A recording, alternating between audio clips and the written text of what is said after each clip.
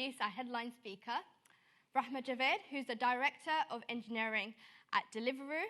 Rahma actually spoke at our 2020 virtual event in Women in Tech. So it's a real pleasure to actually hear her speak in person. So yeah, over to Rahma, and welcome to the stage.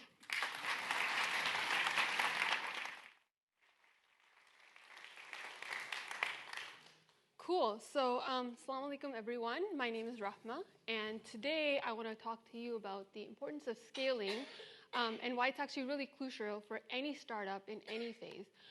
And more importantly, why you all should be thinking about scaling as early as possible. So before I go into talking about scale, I just wanted to give you a bit of an intro about myself. Cool. So as I said, my name is Rahma. I'm currently a Director of Engineering at Deliveroo for the grocery group. So what this means is that I head a set of engineering teams that are responsible for Deliveroo becoming the best grocery partner for all the grocers that are on our platform. And that ranges anywhere from a local store down the street that you found to a chain that's in a specific city to something that's nationwide, like Sainsbury's or a Waitrose. For me, before that, I actually was, currently right now, I'm also an angel investor with Excel. So I've invested in startups all the way from co-working spaces to carbon offsetting to no-code platform. And I have also worked on advisory boards of certain startups to just get the hang of actually what does it mean to be not within the daily sort of grind of a startup, but also to be able to advise them. Originally, I'm from Canada, so I moved to London about 5 years ago. And in Canada, I studied computer engineering. I've done stints at Microsoft. Previous to Deliveroo, I was at a fintech startup called Wealthfront, where I led the financial services area, and and then I moved to London. So for me, I think I've gotten the opportunity to actually see tech across Toronto, Waterloo, Seattle, San Francisco Bay Area, and now London. And a lot of the challenges or the sort of problems or the importance of scale is something that I've seen actually across the board, across a big company like Microsoft, or to an early stage startup like Wealthfront, or to something that's probably a bit more established, because I've seen Deliveroo in the last 5 years. And the challenges that we've seen, it's not as though a specific size of company doesn't see it. It's kind of across the board. So next up, before I actually go on and talk about scale and the aspects of scale, I actually wanted to kind of share why scaling is important. Because, a lot of time you only think about scaling once you're I have thousands of customers and my business is growing really fast. And, that's when I'm going to really think about scale. We're too small at the moment. But, for any business that aims to succeed and grow, you are going to face the challenges as soon as you start hitting that point. And growth a lot of times is not as though it's going to come gradually. At times it's just going to spiral, right? And if you actually don't make the right decisions early on, you're basically, going to be facing some devastating downturn impacts. And scaling is actually quite hard. So the earlier you think about harder problems, the better it is, right? At Deliveroo, we've had this probably in the last several years. It slowed down a bit more, but we would double year on year, right? It's very common in the early stages to be setting new records every single month, right? Again, at Deliveroo, it's a real phenomenon which we call winter is coming, because every winter we would actually end up setting a new standard for the growth that our services needed to be able to sustain. And again, it's not just going to be about the business and metrics.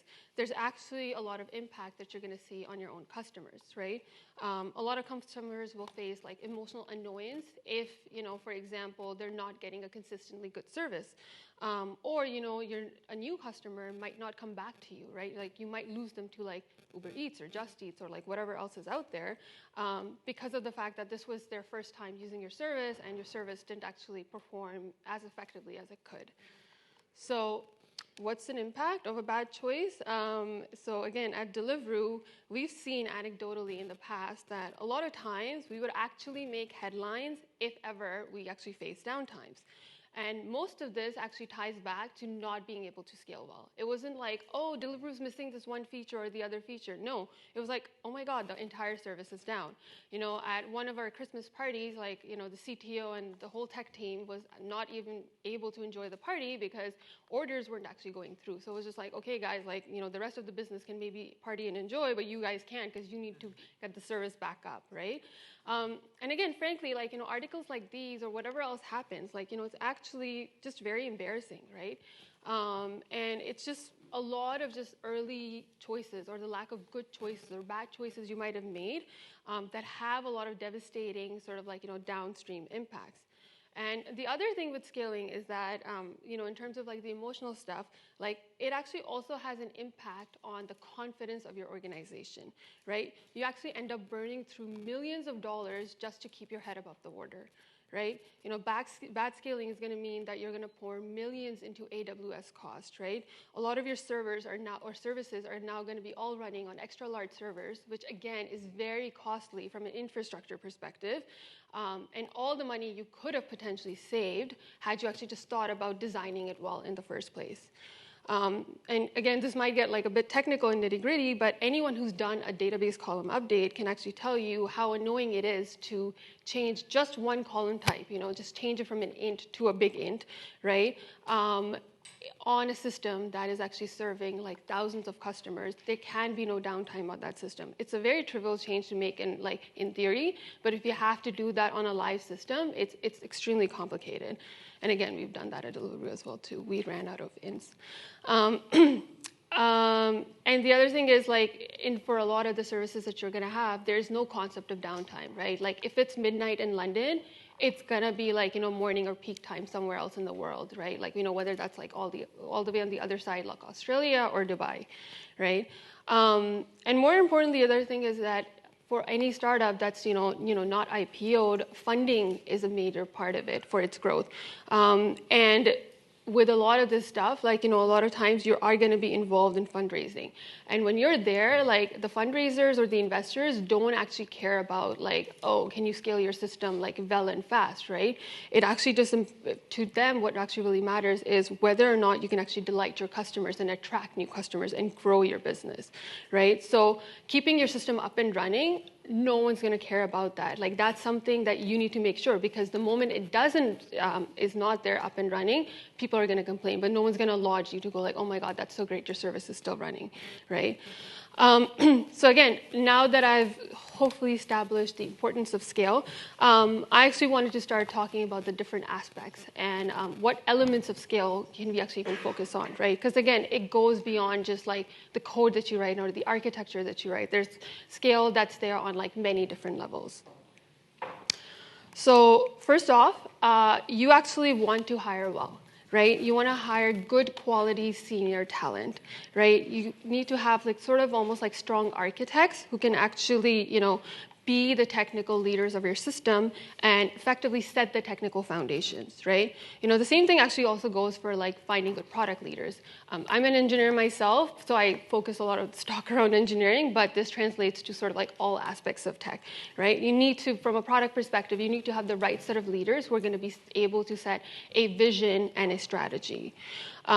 And again, something I've seen sort of time and time again is that a very common growth strategy, and frankly, a very easy growth strategy for any company is that, you know, they hire fresh grads or they hire people who only have like 1 or 2 years of tenure, right? And again, that's really great for you to meet your sort of like hiring targets. And a lot of times recruitment's going to shy away from it, from shying away from like hiring good senior talent because one, it's super hard to recruit. Second, it's actually very costly. And these are the people who are actually going to be able to set the right direction. So a lot of times it's like, oh, we need to get a lot of code out. So like, you know, let's just hire anyone that we can as soon as possible. It doesn't matter of like how much their tenure was, how much experience they had, as long as they can ship. Right? And again, you know, you can see the speed gains, but the lack of experience is going to result in poor design decision, and it's going to cost you a lot of money later on to fix.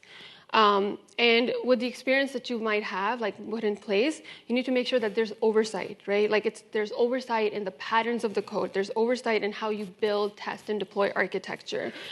It becomes easier for you to not only like manage your code base, but also onboard new engineers, right?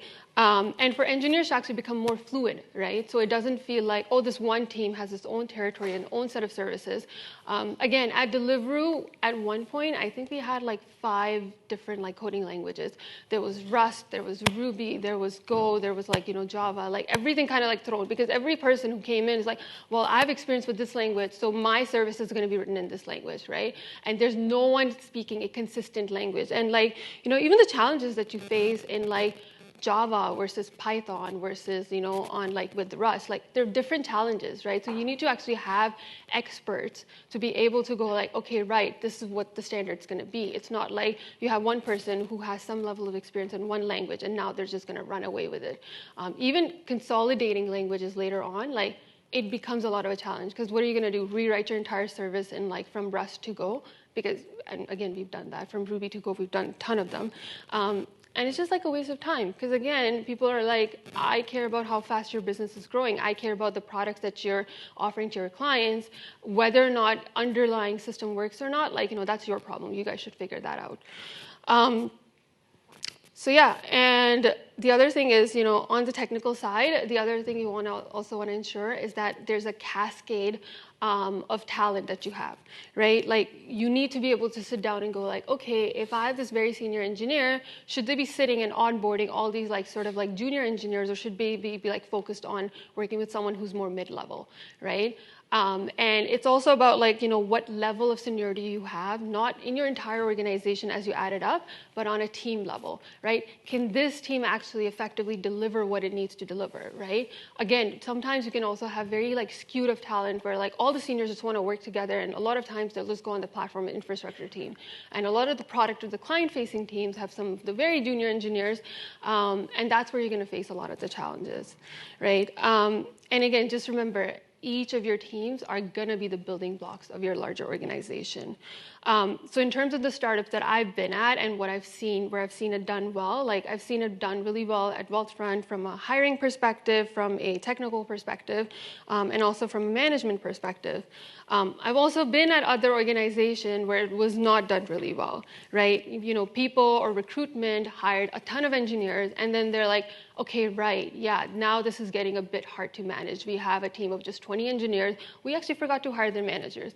That was actually my experience at Deliveroo. I inherited 25 engineers, and like, it was extremely tough, right? Because like, do I become your manager? Do I become like, the engineering leaders? Do I work with product to actually set the vision and the strategy? And there's actually a lot of cultural issues that are going to come with it as well too, right? Because if you have an organization, it's very hard to come in, take charge, make changes, all as a single person when you come in and there's like, 20 or 30 people that are directly reporting to you. And these are going to be the challenges that anyone's going to face, right? And eventually you'll get there in a better position, but like you want to be able to think about like, how can I think about scale from a hiring and from a people perspective as early on as possible? Next one is investing in automation and tooling. So again, for a lot of startups that grow really, really fast, a fair amount of work is actually spent on customer service or account management, and that's all humans, right? It just turns out that humans don't end up scaling as well as tech does. It takes time to train humans. There's a high amount of like, human error that can occur in manual operations. And there's just a lack of consistency, right? And a whole set of costs that are associated with it, right? In a lot of large startups, you're gonna actually be able to find that 70 or 80% of the workforce is, can actually be like, that's a non-tech to tech ratio. And a lot of the work that workforce is actually doing can actually be automated, right? Again, in my early days at Deliveroo, like, we had an 85% of non-tech to tech ratios. We had local teams in every single market that we were in, right? A lot of times in like multiple markets, but one central tech team. And again, like, those local teams, whenever they needed something, that they would just go and spin their own wheels rather than actually coming back to the tech team and going like, hey guys, these are our set of requirements, right? So you actually end up creating a lot of silos from that perspective as well too. The other thing is that, you actually have to be able to invest in this like early on, just because of the fact that otherwise it's going to start costing you 100 new people to be able to launch a new market. But had you actually thought about it from a technical perspective and automated that process, it would have cost you a lot less to, like, again, from a perspective of delivery, for us to actually launch a new market. And the other thing is, when you do this stuff late, you're going to constantly compete against your own growth initiatives, right? You internally can go like, yeah, right, we have a scaling problem. We need to solve it. We need to reduce costs. We need to increase automation. We need to drive efficiency. But your investors and your customers are not interested in it, right? They're only interested in growth and new functionality, right? So it's going to be a lot of competing constraints that you're going to have. And actually not even like external folks like investors and customers. It's also going to be the own CEO, right? Because there's likely a good chance that they might not be technical or cares as much about the technical aspects. Like, they have to go and answer to a board of directors. So for them, it's all about like, oh, what other features or functionalities are you actually adding, right? They don't really care about what's happening under the hood, right? The other thing that we've also seen is that a lot of times, from a cultural perspective, so if you have a local market that has 20 people that are doing some sort of a manual effort, and now you're going to propose to them to go like, hey, we can actually cut down 20 or 30% of that effort, and we can automate it with tech.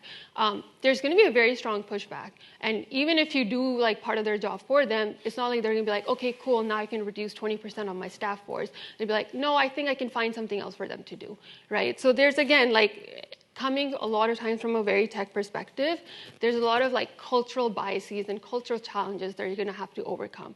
And if you had this early on, then you don't have to like tackle these problems like later in the future. And again, with all the operations that you have going on, you have to focus on not just how fast you can do it, but the quality of the operations as well too. So the next bit is actually about how you can think about and get out of this local mindset, right? Because everyone who wants to do a business or a startup, right? Like, you're going to start off with a small area or a small niche, and you want to expand that eventually, right? Because that's a sign of success, right? So again, with Deliveroo, we operate in several markets worldwide, but up until a certain point, our entire data structure was all hosted in one place in Ireland, right? And until we had thought about geosharding, which is effectively when you shard your data across different geographical locations, if there was ever an outage, the entire service was down, right? Someone deployed a bad code, Deliveroo in Australia was completely down. Deliveroo in Dubai was completely down, right? And so again, recovery and the cost that's associated with every downtime is a massive cost that's associated with it. And it's very hard to reduce that like across the board. So again, with all the markets that share the same infrastructure, whenever you roll out a bad change, the impact is completely worldwide, right? And until, again, we had introduced geosharding, where you can actually limit your blast radius, right? So actually, instead of launching something or deploying something in London, which is our biggest market, how about we deploy something in Taiwan, right? If it doesn't work, it's fine. Taiwan is still a smaller market, and the impact is going to be less, right? But those are all the things that you don't eventually or early on think about, just because of the fact that you're just like, okay, well, I have this one single infrastructure. I'm just going to roll it out for everyone else, right? Actually, with Deliveroo, we did a study, and we actually found out that 70% of our outages, and every outage, by the way, costed us in millions, and it only increased as our scale increased, but 70% of them actually could have been reduced had we just been able to limit our blast radius, right? And again, it was extremely hard for us to do that, like later down the line, for all the services and the databases and all that, shard that data for everything that's running and in production, then changing our mindset and deploying new services on it, right? So it's all of those set of things that you initially, again, like won't even think about, but like, it's just like, well, if my service or my product becomes global, what is it? Like, how am I gonna now be building this specific functionality or this specific product or feature? So again, all of those kind of things that you need to be able to think about. The other aspect of like just sharding your data or think about global perspective is latency, right? So if all your data is hosted in Ireland, someone who's hitting the servers from Australia, that's very, very slow, right? And that's like that slowness that you could have reduced, right? You could have hosted something that's a bit more local to that specific region. And it was not supposed to all be hosted in a single data center. So yeah, and for different startups, there's different aspects of like, what does it mean to think global? But that's another key part of scale, because you are going to get out of your local area as soon as your startup starts to like grow and expand further.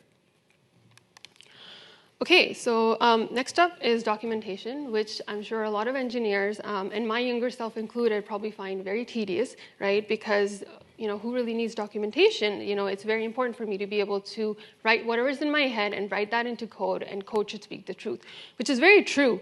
But if you can't actually articulate your design, if you can't actually share your design trade-offs and choices that you've made, it's going to become very hard for someone later on, 5 years down the line, and I've done that too, 5 years down the line, trying to fix a bug in someone's code, and I have like no idea, and I go on this rabbit chase for like 2-3 hours just to understand what the heck is even happening to this particular service that no one has touched, and the last person who did it was just gone from the company several years ago, right? So everything that makes sense to you in your head right now is well and great, but if you can't actually communicate that across the board or be able to articulate that in some form of documentation, since someone can look it up later on, it's not going to be very helpful, and it's just going to cause a lot of headache down the future.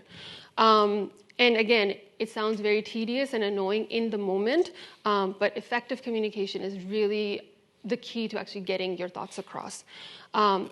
When you're in a small startup, all of you guys can go to a room. You can, huddle there. You can draw something on the whiteboard and be like, yes, everyone's on the same page. This is great. Let's move with it. Let's ship fast, right?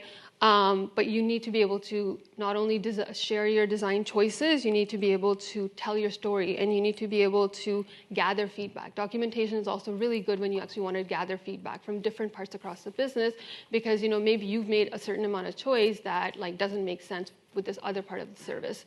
So it's like, how about you actually come all of that together and gets everyone's thoughts and opinions in one place.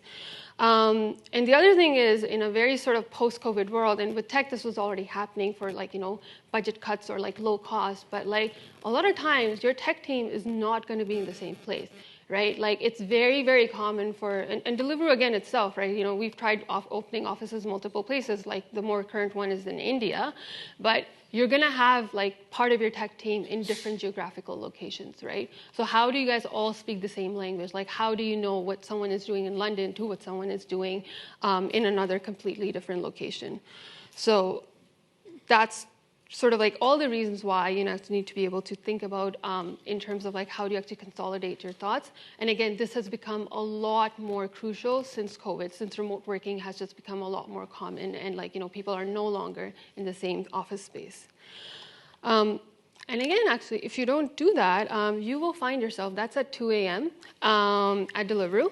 The night before, we were supposed to give a board of investors a presentation about our entire sort of products and services. So about our engineering practice as well as the products that we've built, right? And this particular thing, it was before our massive Amazon funding that we got. And initially, it started off with like, oh, okay, let's just get a few people to just get together and write some documentation.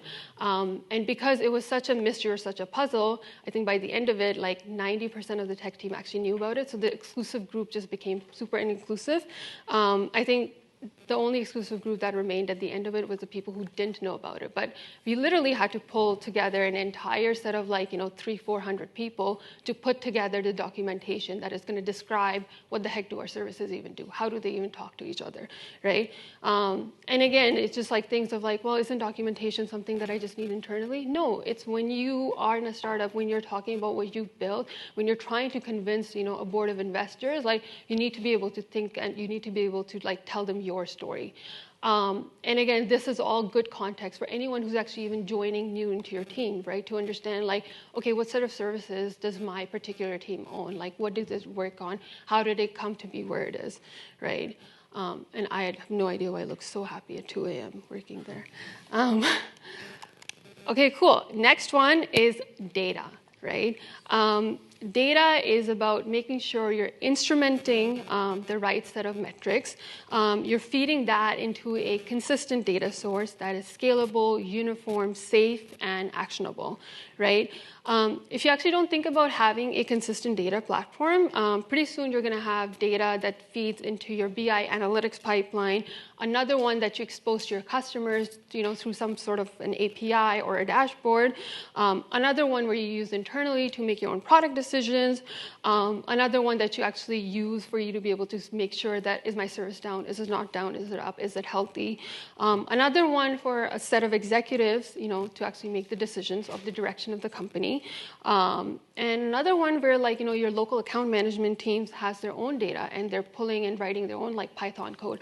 And again, we've seen that at Deliveroo, and it really scared me when, like, a lot of, like, local non-tech folks were writing all sorts of, like, scripts and, like, making sense out of that, because, like, I had no trust in that data, right? And because a lot of times there's so much, like, diversity in the data sources that exist, there actually isn't any form of single source of truth. Like, you have now lost your consistency, right? Anyone who wants new data is just going to sit there and reinvent the wheel, right? Because I don't trust your sources, right? I don't know where you're getting your data from. I'm going to go ahead and put the same data into another source. So even the infrastructure or, the amount of, like, tech that is wasted in building the same data pipeline over and over again, because someone now does not believe in the data that you are actually sharing with them.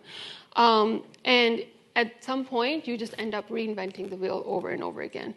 So it's very crucial for you guys to think about data early on and actually think about, like, does it actually make sense for me to have a central team that is actually going to be managing, actually instrumenting the data, doing any sort of aggregations, and then being able to provide that data and use that as a source of consistent truth for the rest of the organization, right? Because a lot of times, like, we use data to actually figure out, is this what we built? Like, is this the right thing? Is it acting in the right way? Does it even work? Is this what our customers want? How are customers reacting, right? And really, the last thing you want to do is sit there and try to consolidate 5 sets of data services, right? Because whenever someone's not happy with their data, they're going to go and complain to some other part of the business. And eventually, as an engineering team, the problem's going to come right back to you, right? And you're going to then have to, like, sit and reconcile, like, on real time, across a lot of under pressure to be able to go, like, okay, you know what, this is really what the source of truth is. So data is something you want to be able to keep your eye on, even if your service is, like, honestly, like, just hosting, like, a dozen set of people or a dozen set of customers. Like, data is extremely crucial for you to even have a direction of, like, does this even make sense? Like, what we did, does it, like, is there any sort of, like, weight to that? Or should we be pivoting into a new direction completely altogether? Next one is establishing a culture of trust and autonomy. So eventually, when you talk about, code being able to scale and your services being able to scale, another key aspect in your organization that needs to be able to scale is humans, right? It's your tech team, it's your management team, and all those sort of, like, folks that are involved, right? Because as you start to grow, you need to be able to grow the organization as well too. And for you to be able to grow well, you need to actually give people the autonomy so that they can effectively, like, make their own decisions, and they don't need you to be telling them every single thing, right? You need to actually be able to empower them. And even actually think about, okay, what does my company culture look like today when I might be a set of, like, less than 10 people to 50 people to 100 people? And, company cultures, like, evolve all the time, and they should, because you cannot have the same culture that you did when you were 5 people versus when you were 50 people. But, are you leaving the right set of things? Are you evolving in the right way? Are you just growing too fast and you have no idea where the culture of the company has just suddenly gone, right? Again, I really hope everyone's goal, eventually in your own job to grow is that you actually hire yourself out of your role, right? So you can go ahead and do a bigger role. And that's really how you can actually grow to a place where you're like, I'm not doing the same thing over and over again, right? Like you need to be able to go out and find new challenges. But in order for you to find new challenges, your existing set of challenges need to be done by someone else, right? And that's where you need to like train up people. And you need to have like, a set of like trust and autonomy in them. For you to be able to scale yourself well, you need to learn how to delegate, right? Because almost every individual needs to be able to figure out a way that they can grow themselves, right? And that only happens specifically for companies growing is that if you trust the people around you to do the right things, right? And you need to be able to figure out how you can establish that trust as fast as possible. You have to feel almost comfortable a lot of times with things not being done your way, right? So if you were challenged or if you were dealing with some sort of a problem and you solved it one way, the next person who comes in is not going to solve it the same way, right? They might solve it better than you. That's if you're really lucky. But a lot of times they're going to miss stuff and they're going to make mistakes. But you need to be able to figure out, okay, what is my room for error, right? Because is that problem being solved in the most perfect way? Is that the best decision for the company right now? Or could it be solved in 70, 80% of the way and I can go on and figure out another problem, right? So a lot of times it's like how fast can you be able to scale yourself and how fast can you actually build a team that can actually take on more and more. And that's really how you grow, both individually and also on a team level, right? And that's actually also how you motivate the rest of your team, right? Like, if you hire someone today and you can't lay out a growth path for them, turns out they're not going to be very motivated. And if they're smart, they're going to go ahead and find another role. So that's almost a way for you to actually be able to retain and sustain really smart and good talent sort of like across the board.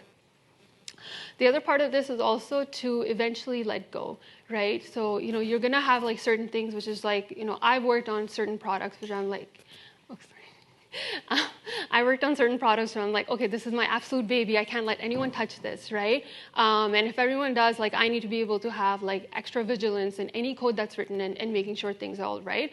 But a lot of times it's actually about making sure that, like, you know what, I can let go and I can actually go ahead and focus on something else because someone needs to be able to do that for the company to grow at the end of the day. And then the last one. And I put this as the last. It's certainly not the least, but I really put it up there at the end just to call out the fact that oftentimes when you're thinking about growing fast, when you're thinking about expanding, when you're thinking about all that stuff, like diversity is your least set of problems, right? You're just like, okay, no, I'm more important in meeting my business metrics. I'm more worried about whether or not, I can actually hire a set of engineers. Okay. A higher set of engineers. So, again, at Deliveroo, one of the things that we actually had is that in 2020, obviously when COVID hit, we had to go through a set of redundancy. And a lot of times on the chopping block, the first set of folks are actually recruitment, right? Because why do you need a team to grow if you can't even sustain your existing set of workforce? So we did that. And then after that, I was like, well, now we need to grow really, really fast. So we hired a bunch of contractors. And because we were growing so fast, there was no thought at all given to any set of diversity, right?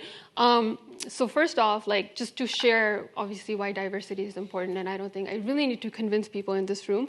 But diverse teams actually, according to a Gartner study, are 12% more productive than homogeneous teams, right? People from various backgrounds, age, gender, race, ethnicity, culture actually bring together a lot of different ideas and perspective. And that can actually reduce a lot of the bias from multiple perspectives. So in a way, you can almost overcome your blind spots, right? So if you and a group of your sort of people who look like you, who think like you, probably will solve a problem in a very similar way, versus someone else who actually has a different perspective, right? Oftentimes you need to be able to almost have people in your team who can think a bit more like the different set of customers that you're gonna have, right? So that they can actually uncover the different challenges in a problem.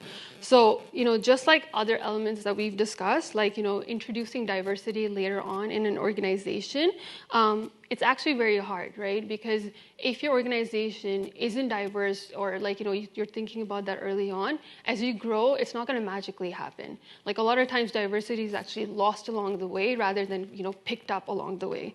And you want to make sure, and again, I don't think any of you guys, it's relevant, but like I've been in a lot of senior sort of like management meetings where, it's like a set of like 5, 6, like, middle-aged white men, talking about diversity and how can we meet our diversity numbers? What are the challenges, right? It's like, well, there's no one in the room who can actually speak about the challenges, right? Like, you guys don't even know what it's like to have like, the challenges. So it's about like having almost a seat at the table of the different people and the different voices for you to, again, build a more diverse organization. And when I actually also talk about diversity, like very easy to talk about and go like, oh, gender or race, right? Like that's the first 2 things that come to anyone's mind. But it's actually also about like people coming from sort of like non-traditional backgrounds to come and do a specific role, right? It's about people succeeding in your organization who don't have that typical trajectory. So from my own examples, like I would say probably one of the best managers that ever worked for me was this like woman who had no technical like background at all. She's never written a single line of code, but she, like in my perspective, like, was one of the best engineering managers that I've seen. And that's just because of the fact that she was able to actually learn on the job. Her role particularly wasn't about like, can she code or not, but it was more about the fact that like, can she actually build a team? Can she build a team's roadmap? Can she actually have a conversation on the trade-offs that are involved? Can she work with product? Can she work with like, other multiple set of teams, right? And for her to even make that transition, you needed someone to be able to support her and her career choices, right? You almost needed a sponsor in the larger organization. So it's also about like, is your organization being able to foster and grow diverse talent, right? Again, a very sort of like Band-Aid set of solution that actually happens with diversity is like, you grow to a really large team, there's a lot of sort of like focus and attention on you, and then they're like, yeah, let's think about diversity. Okay, what's the easiest way? Let's hire a senior executive from like this other thing, and we're gonna throw them there, and then we're gonna say that, yes, our exec team is diverse. A lot of times, and I've seen this at Deliveroo, and other places too, it doesn't last, right? Because it's not that your organization actually can foster or thrive diverse talent. It's like you just try to put a Band-Aid on a problem that's very sort of like just to fix the optics of a situation, right? And so it's very important for you to be able to actually build an organization where someone can actually start off from like, an entry level and eventually grow into a more senior level. A lot of the challenges is not about like, oh, can I actually hire a diverse set of like, early workforce, right? Like you can't have that. Like, your sort of like initial engineers or engineers who are less tenured, they can be diverse. But it's very hard for them to actually strive or sustain in that system and go like, okay, you know what, this company or this organization actually values diversity. This organization will help me succeed my growth goals, right, with the challenges or whatever else, things that come with diversity. And, it's a real phenomenon where a lot of women actually, and as they have progressed in their career, they end up actually quitting tech because it just becomes too toxic for them, right? Like it's something that you can survive when you're just like, young and early, like I can do this through my 20s. But the moment you start having other aspects in your life, the moment you start doing all those other things, like, they will actually just leave those organizations because it's just too hard for them to survive. So, that's that. Do we have time for a question? Yes. Okay. Cool. Yeah, go ahead. So, if we got a mic runner, they'll come to you. Okay.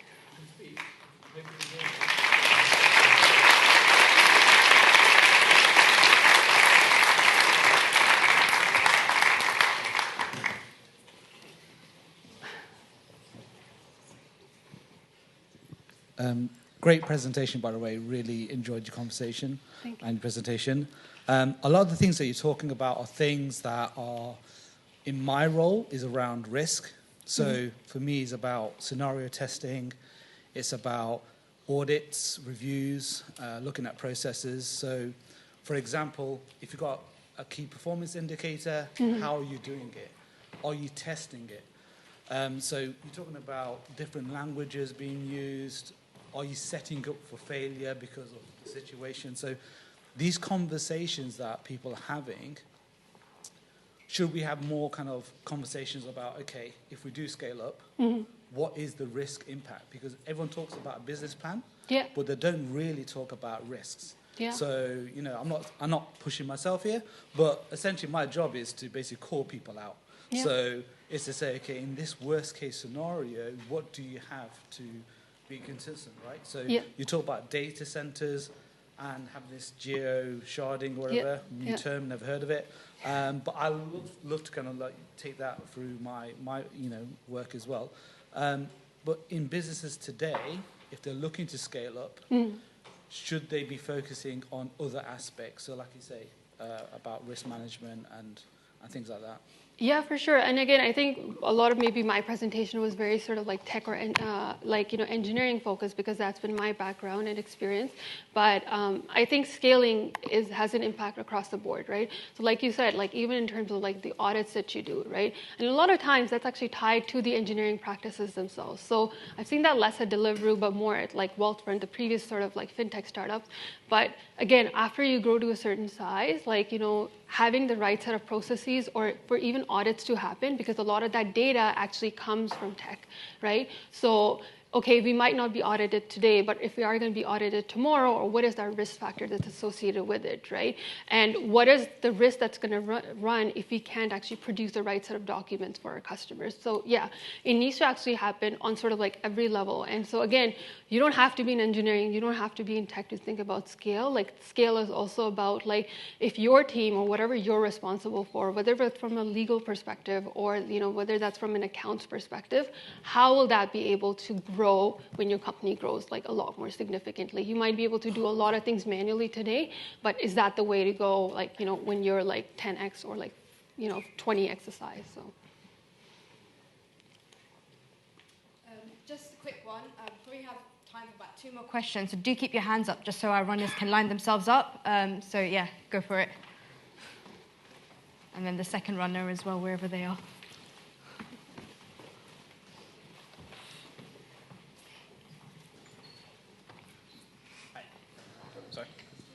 Yeah, you mentioned the word early on about 6 to 7 times in your presentation.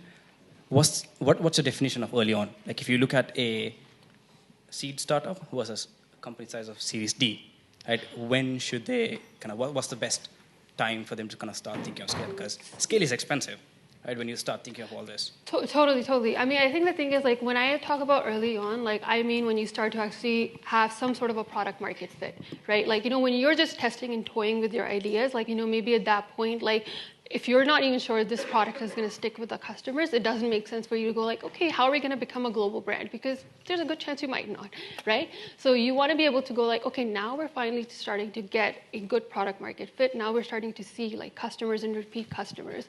And so with a lot of this stuff too, it's like things that you want to keep at the back of your mind almost, right? To go like, okay, you know what, maybe right now it's a little bit too early because we haven't even found the right set of product to build. But the moment that you get there, it's just like, okay, initially we want to be able to do that. And by the way, the other thing is like, in every part of the conversation is always a trade-off discussion, right? So there's going to be a lot of times where you're just like, actually, I know scaling is important and I know we should be doing this, but at this point, we really need to be able to grow our business, right? So it's going to be always that balance that you can strike.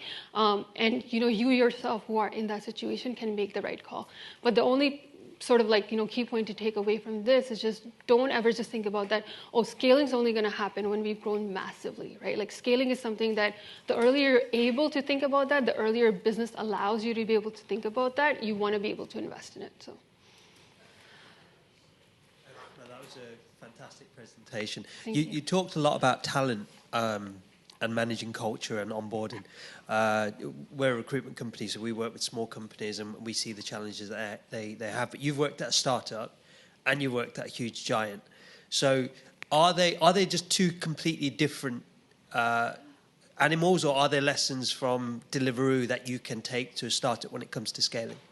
So I think a lot of So at Microsoft, I think because it was such an established company, like, scaling and all those discussions had happened sort of like before, and I could just come into the environment and really learn from it. I saw it happen really well at Wealthfront, like both from like a hiring of talent and like how do you actually, hire initially a set of like more senior people, and then, you pair them up with like less junior people, so that you're almost like, building an organization and like, you're distributing the time that's invested. At Deliveroo, actually, I think I saw a lot of it not being done well. And I think that's what like really like kind of made me do this presentation as well too, because it was just a company that was growing so fast, and for the recruitment team to come in and just go like, right, we have this target, so we need to be able to meet it by any sort of like humans that we hire, rather than focusing on and going like, no, we really need to hire a senior person, or we really need to hire a manager for this team. So rather than adding like the 15th or the 16th engineer to the same team, how about you actually add a manager to the team so that team can actually function well? And this is something I've also seen in multiple startups or multiple things. Like, a lot of times, less is more. So if you have a good set of 4 people, they can at times accomplish way more, and there's a lot of less, nonsense than a team of 20 people. And I've seen that happen, right? Which is just like 4 people who can, have good synergies, who can work together well, who know what they're doing, right? A lot of times, half the time, you're just like, and this is a lot of things we've seen at Deliveroo too, which is just like self-inflicted problems, right? Like a lot of problems that you didn't have to get into the situations had you just done the thing well in the first place. And cleanup and self-inflicted problems can cost you a lot of time and headaches. So I would just say, I think from any sort of like, startups in different phases, like hiring any team that you build up, hiring and having a solid foundation and a solid, strong foundation of like senior talent is the way to start, right? And then you can hire like, the rest of the folks, because they're going to be able to then set the foundations and guide the people who are coming into the team. Because otherwise, like, how do you expect a fresh grad to be able to just go like, okay, I'm going to like set my own standards? They've never seen tech happen before in the industry, right? So. Amazing. Thank you so much.